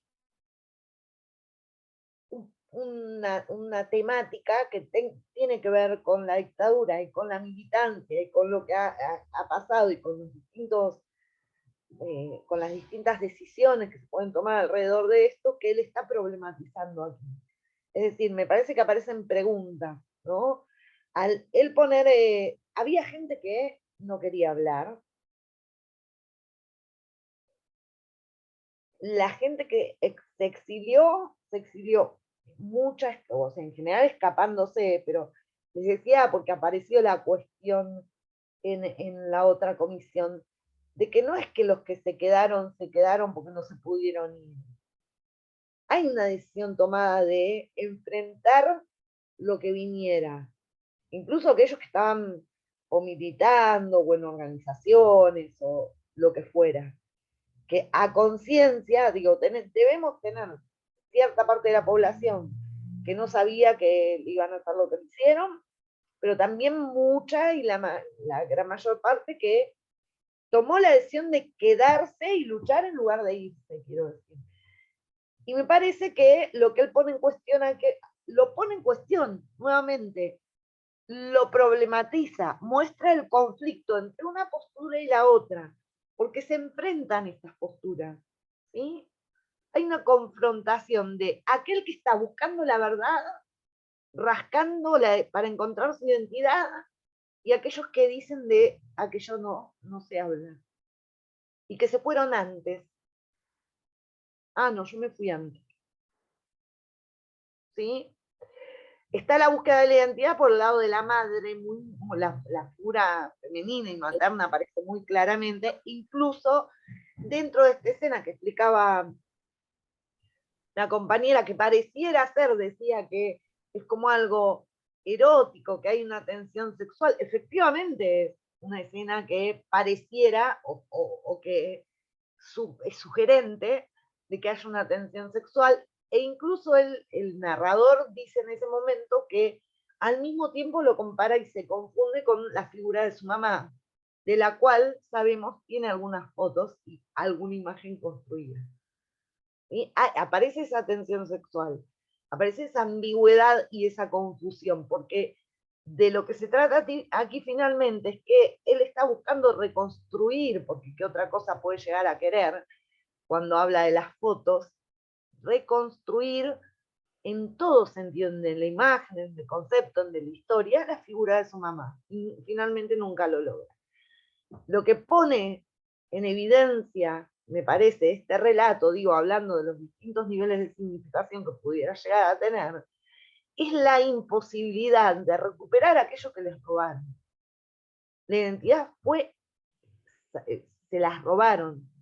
Y no es muy fácil reconstruir una historia con un cuerpo desaparecido, con una historia eliminada. Y me parece que ahí, no en vano, aparecen voces que acallan cosas, ¿no? Ese personaje de, no me acuerdo el nombre, es más, no me acuerdo si está el nombre, de su exnovio, que se calla todo el tiempo, que no quiere contar y que de lo único que habla es de sí mismo, es casi siniestro, digo, y representa distintas cuestiones que hay alrededor de la dictadura. El silencio, el yo no me meto, digo, y el exilio. Roberto se llama. Sí, Susana. Roberto se llama. Roberto, ahí está, Roberto. Y hay una cuestión alrededor del exilio, ¿no? Que debe tener el autor aquí sin ánimo de definirme desde ningún lugar, pero digo, exilio también fue otra manera de sufrimiento, fue una decisión, pero hay una cuestión como que si él quisiera hablar de la evasión de este personaje, ¿no? En el exilio, en la evasión concreta de no hablar sobre el tema. No sé qué les parece a ustedes. Pero el exilio depende mucho de cada persona, cómo fue su exilio, porque hay personas que bueno, se exiliaron unos años, volvieron, hay personas que se fueron y al día de hoy no vuelven ni piensan, y hay personas que sí, o personas que tardaron más. Yo tardé 17 años en volver. Digo el exilio como un tema que él pone sobre la mesa y que el autor lo pone como una cuestión, como un tema, o sea, alrededor de la dictadura. No por la decisión ni por eso decían de mí no, pero definitivamente el exilio aparece aquí como un tema, ¿sí? Como un tema alrededor de esta cuestión. Lo que me parece que hace es enfrentar estas dos realidades, digo, el que sí que simplemente sí, la distancia entre el chico y esa persona que estuvo en el exilio, que vuelve con otra historia. Claro. Que la historia con su mamá es así de chiquitita y ni siquiera se la cuenta como él quiere que se la cuente, con todos los posibles detalles y lo más extenso posible. Porque tampoco tiene posibilidades de contársela, ¿no? Digo, de hecho él le responde, yo me fui antes, es decir, claro. Yo no estaba. Hay una cuestión también, en este cuento muy particular, hablando a nivel simbólico, de juego entre ausencia y presencia, porque hay ausencias y hay presencias, de luces y sombras. De hecho, si leemos con detalle el cuento, aparecen zonas iluminadas y zonas oscuras. ¿Sí? Eso. Y entre silencios y verdades, quiero decir, ¿no? Hay como un nivel de opuestos y de juego con esos opuestos, a partir del cual él quiere poner cuestiones sobre la mesa. Sí, yo conozco a alguien casado que tenía en México estaba con una pareja, un paraguayo, me dice, son unos amigos, y en un momento la esposa, él es el padre desaparecido y es homónimo con él, Federico Tatter, un paraguayo que estaba acá y fue desaparecido el padre. Y ella era la esposa de este chico, y dice que él nunca le había hablado bien, él no había hablado bien de cómo había sido el caso de la desaparición de su padre, ni siquiera a ella, a la esposa. O sea, hay gente que realmente tampoco puede comunicarse, no es que solamente es que conscientemente quiero hablar, no quiero hablar, o sea, una persona está determinada por un montón de cosas y de repente no puede pero hablar. Gloria, pensalo de esta manera, cuando estamos hablando de personajes, hay una construcción de un personaje, y acá muy particularmente, a partir de la cual el autor quiere tocar ciertos temas. El tema no es una significación de uno a uno donde él está diciendo, este personaje que se exilió o este personaje que no habla es malo, o el exilio es mal, sino que construye y elabora un personaje a partir del cual pone a jugar sobre todo acá, ¿no? Aquí, aquí donde se mezcla mucho lo biográfico con la metáfora, con lo simbólico, con distintos niveles de significación. Lo que a mí me parece es que en ese personaje concentró un montón de temas que están como del mismo lado, ¿no? En el personaje de Roberto concentró el tema del exilio, que es un tema de la dictadura. Y es un tema que quedó justamente en el después, ¿no? En la post-dictadura, que es algo que atraviesa todos estos cuentos. El tema de la posibilidad o no, tal cual y como vos me estás diciendo, Gloria, de decir, de no decir, de poder contar, la opción por el silencio, y también algo muy marcado, que es quienes no veían la realidad, no quieren hablar del tema o evaden la cuestión.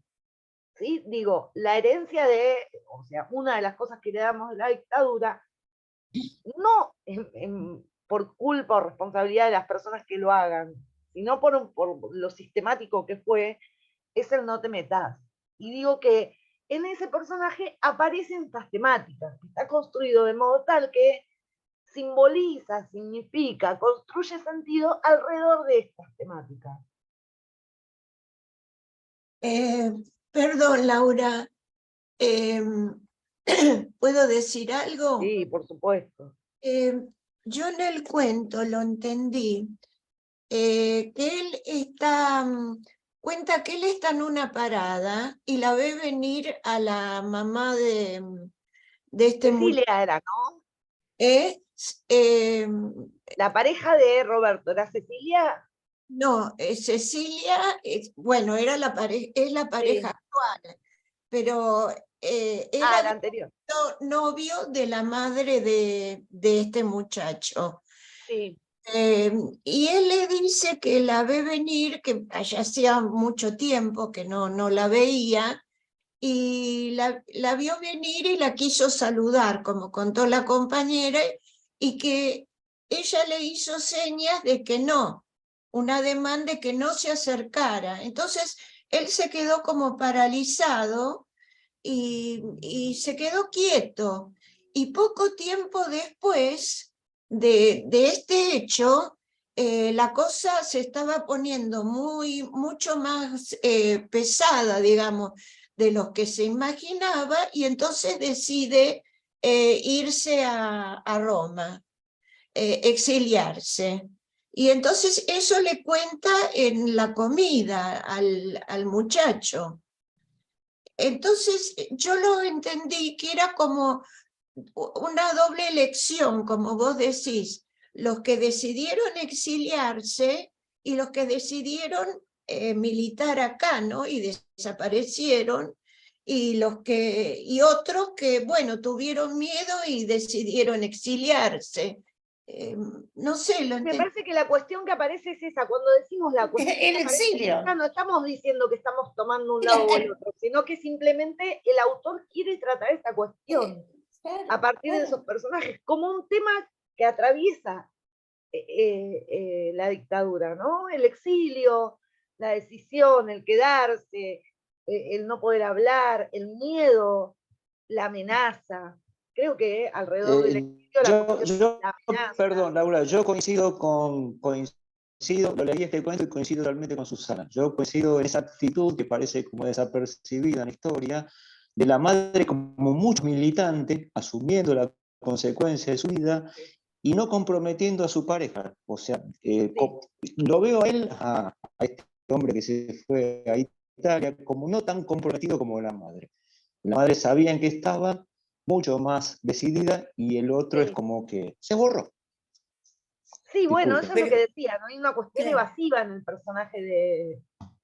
Pero para mí es lo que hay que rescatar de este cuento, es el tema exilio, que como es de una manera, de otra, que vuelven, no vuelven, él puso en el tapete el exilio. Definitivamente es una de que las después cuestiones cada que- uno hace su lectura. Sí. El autor debe estar preguntándose alrededor de esa cuestión. El autor debe ser un tema para un hijo desaparecido. Claro. ¿Por qué no el exilio una también? vida ¿no? nueva, una vida diferente, cosas nuevas, Tiene que ver también con cosas que pasan, porque a veces hasta a uno mismo le pasa que hay cosas que no querés contar. No me estoy refiriendo justamente a, esto era una cosa mucho más delicada, pero él a lo mejor no quiere hablar de eso. No, yo creo que es que su mente ya está separado, su vida fue por otro camino y no tiene de dónde hablar, no tiene puntos de contacto. El contacto con la madre fue esa vez que la quiso saludar y tuvo que desviar la vista y no saludarla. Ese es el tipo de contacto último que Sí, pero guarda ahí que... Y en Pero el chico quería saber algo más de la vida, porque ellos habían estado juntos. ¿No viste que en las fotos que él ve, ve que hay fotos que ellos están medios, no sé, abrazados? O sea que él me parece que quería saber eso. Él ha tenido una vida, con una pequeña parte de su vida con esa mujer, creo yo. No, él está en búsqueda, Norma, va a buscar a quien entiende, pues su expareja, digo, para recordar un poco esas escenas, va a buscar a quien él entiende, él, nuestro protagonista, que es la expareja de la madre, en búsqueda de la reconstrucción de la identidad de la madre, ya sea porque tenga anécdota que contarle, ya sea porque recuerde alguna particularidad de la madre, de la personalidad de la madre, y se encuentra con una persona que conoció a su madre, que sí, efectivamente, en algún momento fue pareja de la madre, que muy claramente le dice que la última vez que la vio, que es lo que estaban diciendo los compañeros recién, ella intentó, había una situación de peligro ahí, ¿no? La madre no, quien fuera su pareja, no lo saluda para evitarle, porque ya estaba consciente que estaba siendo perseguida, y luego finalmente él también termina siendo consciente de esa persecución y de esa amenaza. Y hay una cuestión de decisión de vida de Roberto.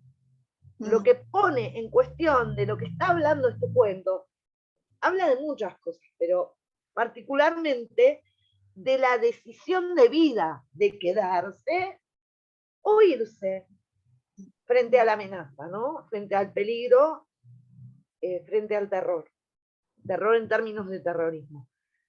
¿Les parece que antes de seguir, o con este cuento, o con el siguiente, no vamos a llegar a terminar hoy, nos tomamos 5 minutitos solo para poder ir al baño y volver?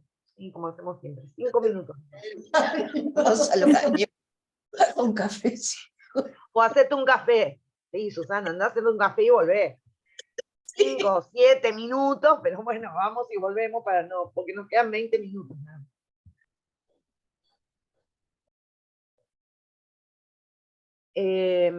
Si les parece, hablamos sobre un cuento más, porque en base a los debates que están surgiendo no creo que nos dé tiempo para mucho más, y continuamos para que nadie quede afuera la clase que viene. ¿Les parece? Yo, el cuento que leí yo lo podemos leer, o lo puedo leer o lo podemos comentar en la clase que viene. Bueno, ¿cuál leíste, Rubén? El de Fumar abajo del agua. Es el Bien. último. Que Bien. tiene muchos puntos, o tiene algunos puntos con Unimog que son muy parecidos. Sí. Hijo desaparecido, Es que indemnización de hijo por desaparecido, la abuela que aparece. Si te parece, lo dejamos para la clase que viene. Ese es un cuento que su propio autor dice que es muy autobiográfico. Sí.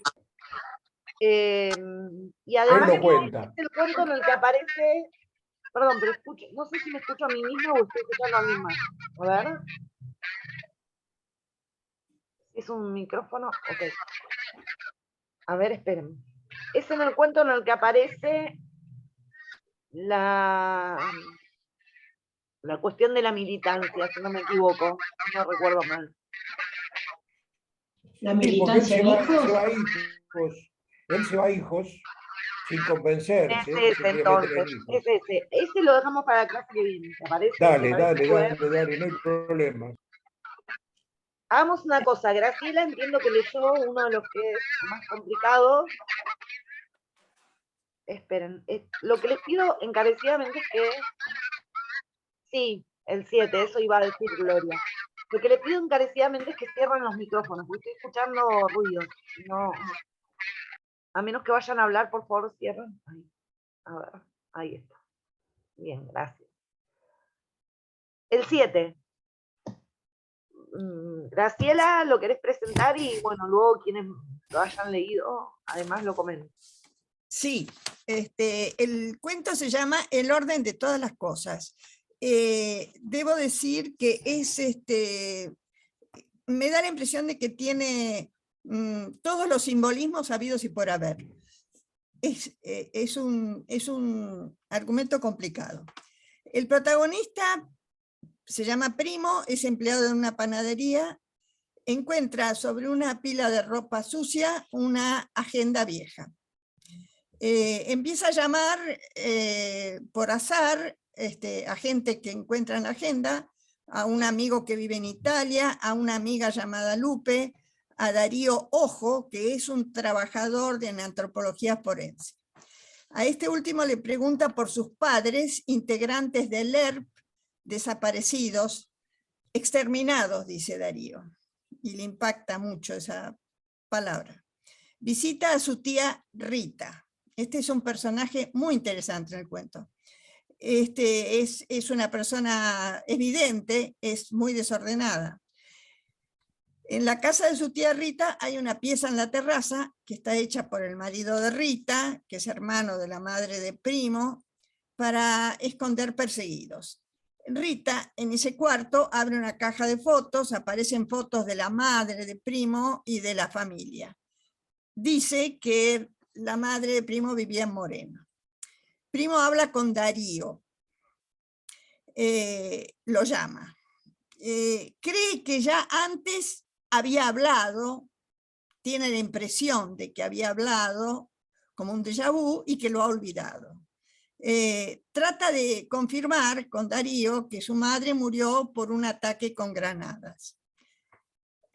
Rita, la tía Rita, quiere ir le dice que tienen que ir a Moreno. Primo se pregunta por qué justamente ahora que ha retomado el recuerdo por el encuentro de la agenda, Rita tiene ese tipo de visiones. Primo piensa que es una cuestión de sincronicidad. En Moreno, Rita, con los ojos cerrados, lo va guiando. Llegan a un lugar donde Rita dice que era un terreno baldío, pero que ahora hay un supermercado enorme. Busca en ese supermercado un lugar y no lo encuentra. En ese supermercado, Primo llama desde una cabina telefónica al número que le dio Darío de una mujer, que se llama Claudia, que supuestamente vio a su madre prisionera. La persona que atiende le dice que Claudia ya no vive allí. Pero Primo recuerda que ya habló con ella antes. Claudia le había dicho que no se entendía por qué su madre, que había participado en la toma del batallón 141 y estaba presa en Córdoba, había sido trasladada a Campo de Mayo. Después del llamado, Primo entra en una situación de temblor y olvido. Es una situación muy, muy confusa. Rita y Primo deciden volver. Días después, Primo llama a Rita, pero no la encuentra. Rita está ausente, el teléfono está desconectado. Ante la ausencia de Rita, fantasea con que nada de lo que ha ocurrido desde que encontró la agenda es cierto. Cree que es una imaginación de él. Vuelve a Moreno y todo está cambiado en el supermercado. No encuentra nada de lo que encontró antes. Vuelve a su casa. Esta es otra de las situaciones exóticas. Se queda dormido. Cuando se despierta, llega tarde al trabajo. Lo despiden porque le dicen que ya ha faltado muchas veces. Primo está confuso, no comprende porque se ve sucio y embarrado. Se va a lo de Rita nuevamente y le encuentra. Rita le cuenta que estuvo en Bahía Blanca. Y Primo le dice que estuvo en Bahía Blanca cuando era chico con su abuela, pero que no se acuerda casi de nada, porque era muy chico cuando estaba con su abuela en Bahía Blanca. Y esta es la parte más divertida, es decir, y la parte más simbólica. Rita es un personaje encantador, Rita. Estuvo en Bahía Blanca con una amiga que tenía tortugas, que dice que son tortugas ancestrales, que pueden comunicarse con el pasado y el futuro. Y le han trae de regalo una tortuga que nació justamente el día de su cumpleaños. Y ahí tiene a su tortuga. La tiene instalada en el cuarto que tenían preparado para ocultar, para ocultar gente. Más adelante le dice que la acompañe o que si quiere, porque tiene que ir a un encuentro con ovnis. Es una asociación de personas que es el día del ovni, y entonces se juntan en un lugar donde supuestamente tienen visión con ovnis. Es maravillosa esa imagen. Primo no va, vuelve a su casa. Vuelve a su casa con la idea de buscar la agenda. Busca la agenda. Y no la encuentra. La agenda desapareció. Se encuentra con que la pila de ropa sucia es mucho más chica. Piensa entonces que va a aparecer la agenda en algún momento. Aquí se cierra el círculo, ¿no? Porque empieza con una agenda encontrada, termina con una agenda desaparecida, pero no se preocupa, porque él está seguro de que va a aparecer y que van a aparecer más agendas con mucha más información. Ese es el cuento. Muy bien, ¿qué te pareció, Graciela? A mí me gustó mucho y me parece que tiene tantos símbolos que da para analizarlo durante mucho tiempo. ¿No? El personaje de la tía es encantador, me parece maravilloso porque le da un poco, me parece que se toma un poco con sentido del humor. De liviandad, ¿no? A la cuestión. De liviandad. es como que le está bajando los decibeles a la cuestión. Y por otro lado, me parece que simboliza este querer ver y no querer ver. Querer encontrar y no querer encontrar. Eso es lo que me pareció a mí. Ahora yo se lo dejo, después de lo que conté, se lo dejo a los y las compañeras, especialmente a Ana María Domina, que me ayudó muchísimo y que lo leyó conmigo. Bueno, ¿escuchó? A mí me pareció, en ese cuento yo me reconcilié con Primo, porque con Nora Grillé leímos otro, donde aparece como otro primo. En cambio, en este yo dije qué bueno que me haya acordado de Graciela y eso que decía, si alguien más lo lee, porque me reconcilió con Primo. Yo no digo que todo el mundo que vivió esa tragedia tenga que volver a repetirla o la viva de la misma manera. Pero yo veo que Primo busca, que este chico, que parece que es el seudónimo del secundario, quiere entrar en el pasado. No es que quiere salir rápido, sino que quiere entrar en el pasado. Y a raíz de eso yo empecé a averiguar, porque el batallón 141 queda a 25 cuadras de mi casa.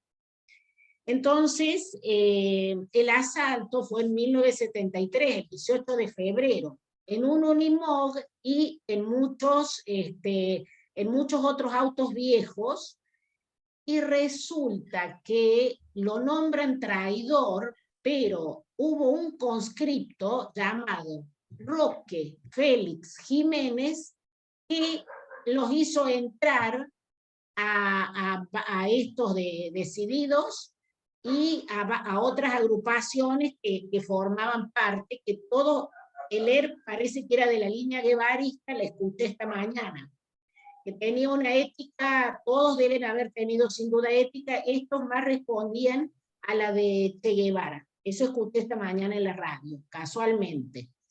Así que yo pensé, ya estoy como Brusone, que pensé que se llamara Félix por este Félix soldado que colabora con los padres. Quizás por eso en el 76, cuando él nace, le ponen Félix. Y por otra parte, yo entiendo que lo que ustedes decían recién, no se puede reconocer, ya se perdió la linealidad de la vida de los desaparecidos, porque ¿qué atestigua nuestro derrotero civil? Que hizo el secundario, que entró a la universidad de tan fecha, lo atestiguan los documentos, lo atestiguan los compañeros, la gente. Pero en esto de desaparecer, alguien lo vio en La Perla, después apareció en otro lado, y a la vez han muerto los que los han visto. Entonces se pierde, es imposible encontrar una linealidad. Eso nada más. Pedazos de historia, reconstrucción. Me parece que la clave y me parece que el simbolismo del cuento es ese, pedazos. La reconstrucción de a pedacitos. Y el personaje de Rita afloja porque ella tiene toda la línea del New Age, de Connie Méndez, de los ovnis, entonces trae una cuestión que no es histórica, es disruptivo, y a la vez quien que buscó y no encontró, no apeló a este otro camino para ver si nos traza algún detalle, y eso le pasa a Primo. Nada más. Gracias, Ana. Este cuento tiene un elemento que no tienen los demás, eso es lo que tiene, ahí va Graciela, es lo que tiene de particular, solo para aclarar, es que es un cuento fantástico, está en clave fantástica el cuento, ¿sí? No es un cuento realista, es un cuento fantástico. Ingresan elementos, justamente esto que hace que se rompa la linealidad y cuestiones que no tienen explicación, y las idas y las vueltas no tienen explicación, el por qué algunos elementos están y luego desaparecen. Por un lado podríamos entenderlo como algo del nivel de los sueños, pero por otro lado está en clave fantástica, ¿no? es un cuento que no es realista. Sí, Graciela. Sí, no, yo iba a decir que para mí es un cuento absolutamente onírico. Y quería decir que me llamó mucho la atención la elección justamente de la tortuga. La tortuga y su caparazón, me parece que están simbolizando mucho la caparazón de una tortuga, ¿no? Es decir, es el meterse adentro y no querer contacto con la realidad. Me gustó mucho esa figura, entre otras. Bueno, eso era lo que quería decir. No quiero extenderme. Sí, tiene un nivel onírico muy, muy potente, pero está en clave fantástica. Hay una cuestión, fíjense, de evidencia, de premonición, de cualquier respuesta que no sea el camino por el cual fue hasta ahora, digamos, ¿no? Es decir, bueno, lo encontramos de la manera que corresponde, busquemos por cualquier lado. Y en ese sentido eso le quita como dramatismo pone vida, vuelvo a reiterar esta noción, ¿no? Que me parece que es esa la intencionalidad, pone vida a la tragedia, a la muerte, al horror. No te escuchamos, Nora, estás muteada.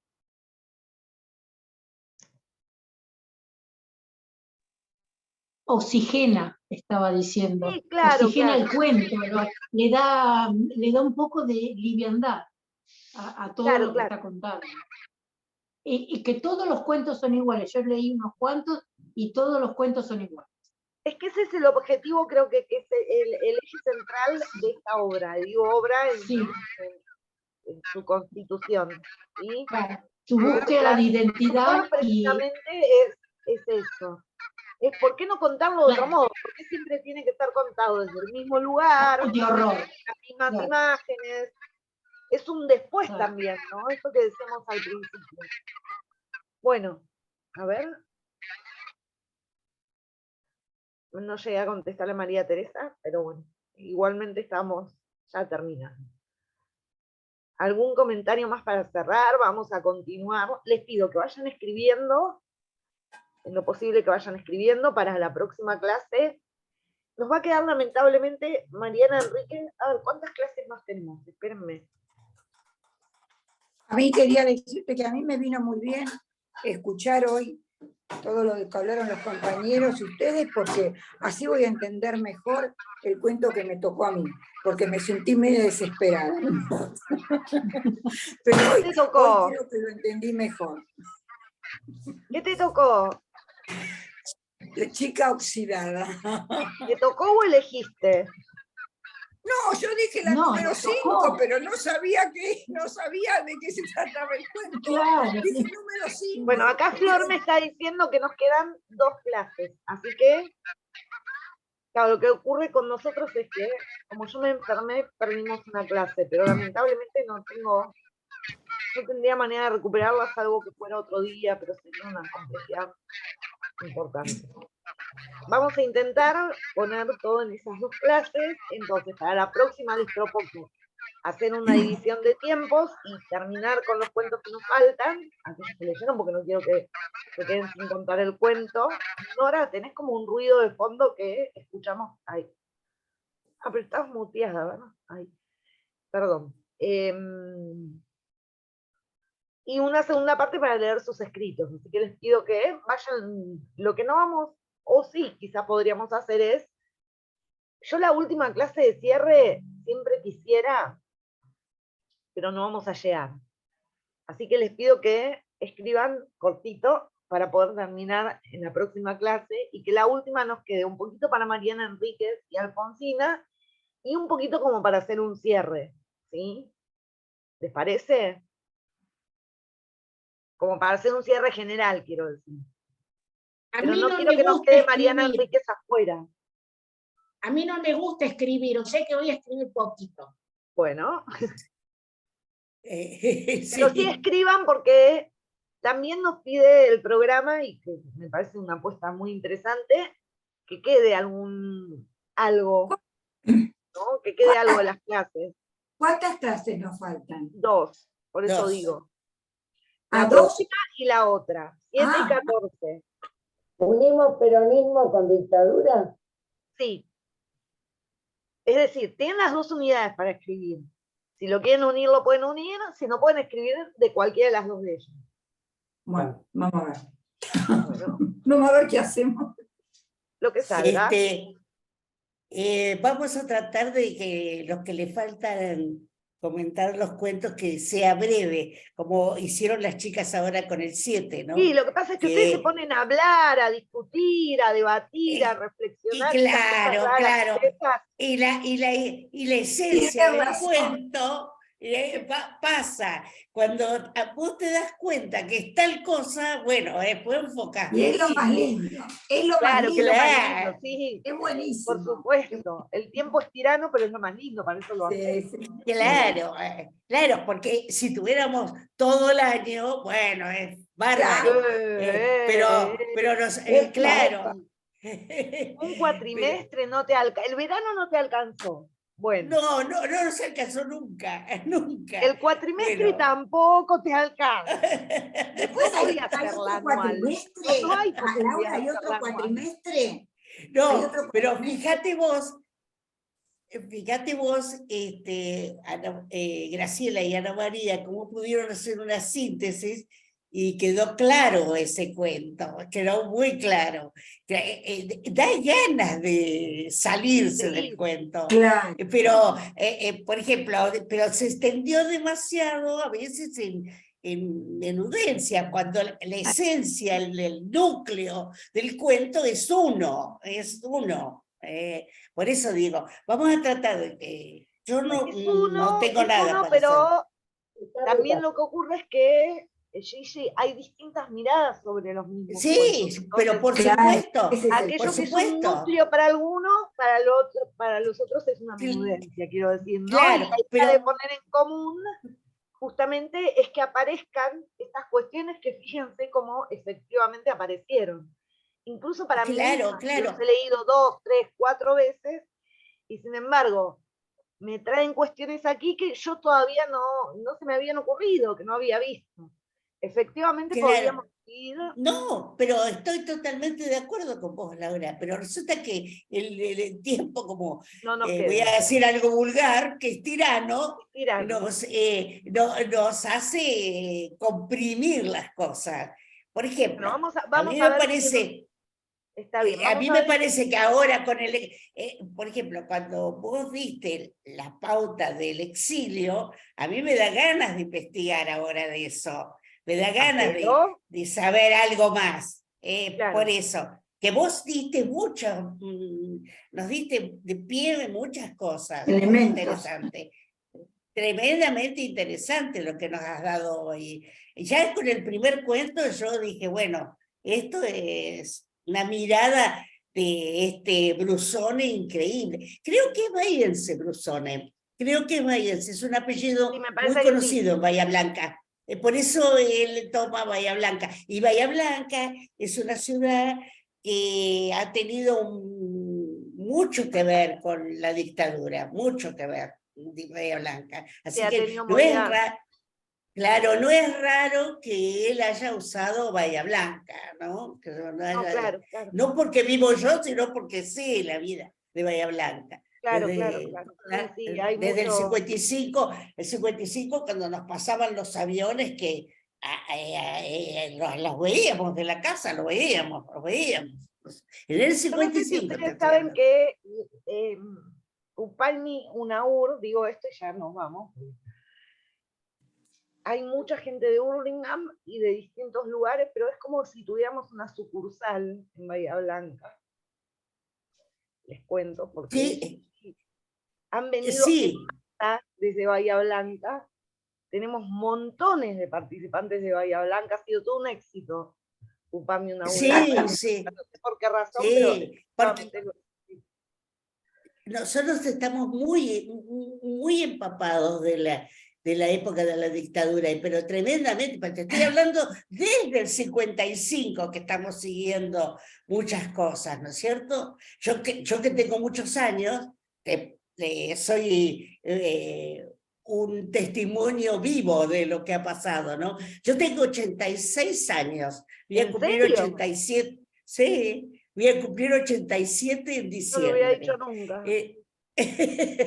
Pero sí, los tengo, los tengo. Por eso te digo que he aprendido a la síntesis de las cosas, porque si no me quedo, que no me va a alcanzar mi vida para conocerlas.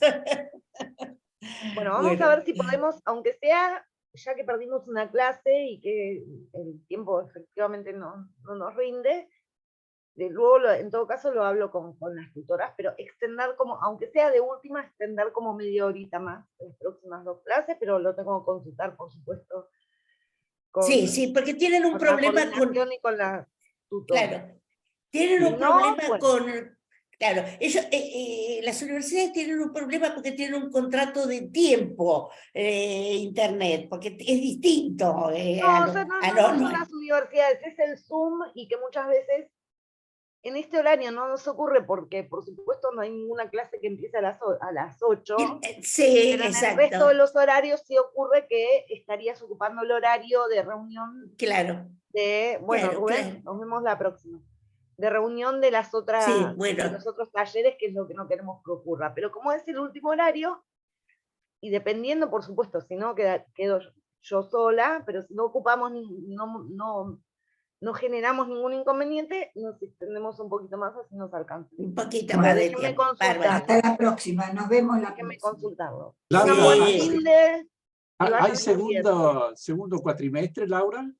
Buen fin de semana. Por ahora voy a continuar con el mismo curso. La próxima clase lo hablamos bien. La próxima clase les Sí, por favor, que no nos dejes sin el final de esto, todo esto. Abrazo a todos. Buen fin de semana para todos. Gracias, Laura. Gracias, Flor. Buen fin de, nos vemos. Muy bien, me encantó todo.